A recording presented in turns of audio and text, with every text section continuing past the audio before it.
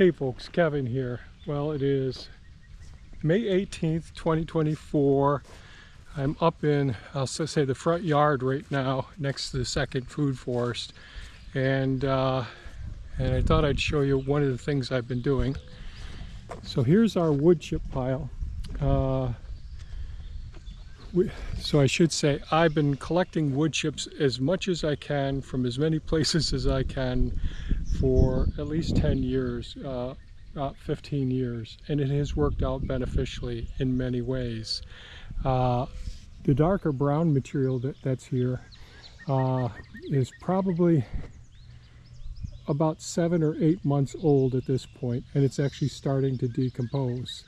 The tree service that is our most regular service, so this material here came from when the linemen were cutting the limbs down to prevent power outages with overhead wires on telephone poles.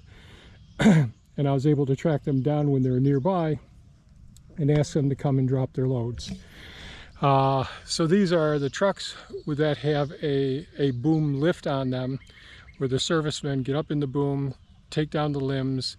Other guys feed the limbs through a big shredder and dumps them into a wood chipper rather, and then dumps them into which get deposited into a dump back of the truck. And it's one big unit, a truck that has a wood chipper towed behind it, and the truck also has a boom on it. So one of the big things, if you wanted to get one of those trucks, is you've got to make sure that the ground is pretty firm and that there are no overhead wires, because they really have to be able to lift that boom up in order to dump the back of the truck, the dump part of the truck itself.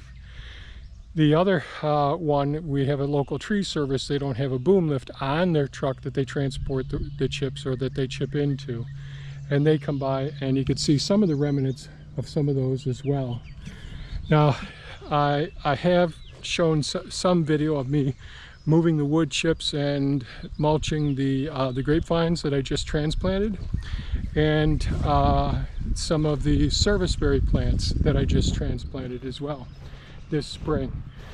So, and I mean lots of videos on wood chips, but I thought since there's newer people watching the channel now, I'd mention a couple. So we're up next to the road here, so there's traffic up here. And so last fall and this spring, I've been taking trees out of the second food forest and putting them up into the third food forest rather. So I had been planting trees, bushes, nitrogen fixers as well, like I can't think of my sweet pea bush. It'll come to me. So I planted those all along in here, nice and thick. And it just got to be too much for me to manage. And this is on a mound that I took the mound off of because there's a swale on the other side here.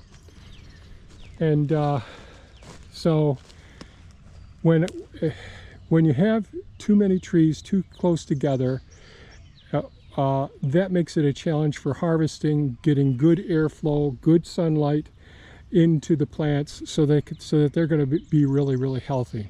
So that's one thing, one of the reasons, because people have asked me why I don't do more densely planted crops like a permaculture food forest. And I've been steering away from that in recent years because the amount of effort and energy that's required to maintain it densely planted. Now, as the plants are maturing, now certainly a lot of the plants like the locust trees and all that, I did chop and drop. Okay, so what is chop and drop? Chop and drop is commonly used by permaculturists, that term, but it basically is as the tree or the bush or the plants are growing up, you cut them off, let them lie where they are.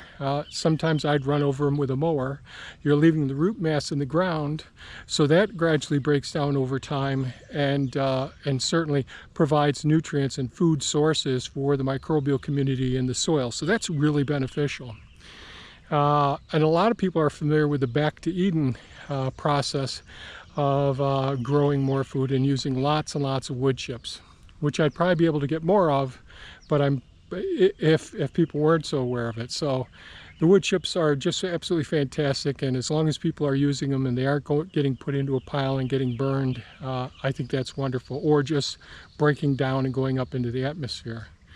So with the chop and drop, I've done lots of that over the years, but now I'm at a point where I want to get so it's lower maintenance maintaining our crops, and I want to make it easier, because when things are so densely populated, it's very hard to harvest from the trees. At least it has been for me.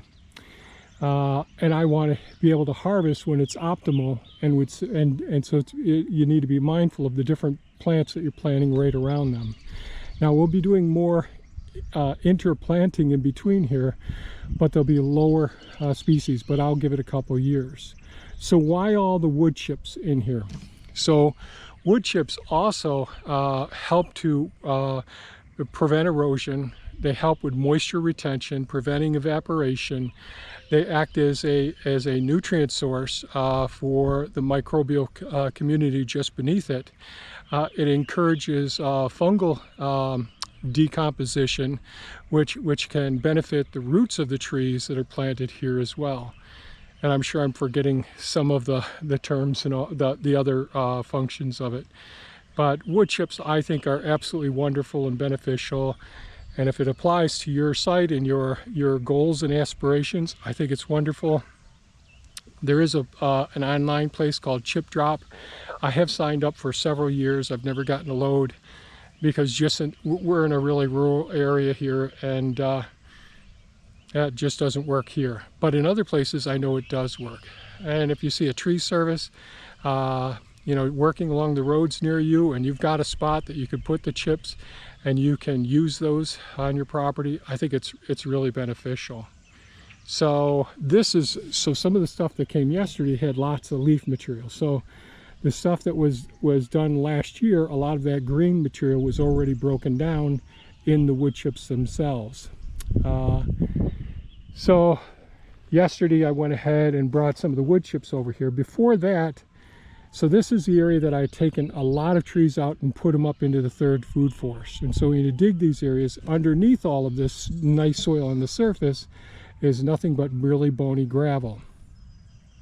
And when I'm doing this, I'm using the excavator or the track loader or tractors doing this stuff. So I'm really compacting the soil.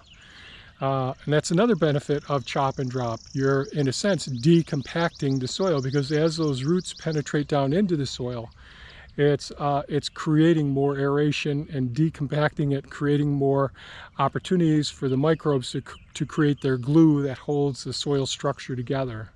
So wind erosion, soil erosion, nutrients, you can encourage more fungal succession, going from a bacterially dominated soil to a more fungally dominated soil, which are better for your trees and bushes. So that's the thing. So I have been working over here as well. So this is where the big ash tree I took down probably several weeks ago now. There's a big ash tree here, and over on the other side of this well, and all the service berries were all along in here that I transplanted. And so I still have a lot of work to do over here and up in here. So there was a mound there and other fruit trees, mostly dwarf trees that I had there, and we're going to change the plan for that as well. But this is what it looks like in an intermediary phase here. I made it so that it's either smooth.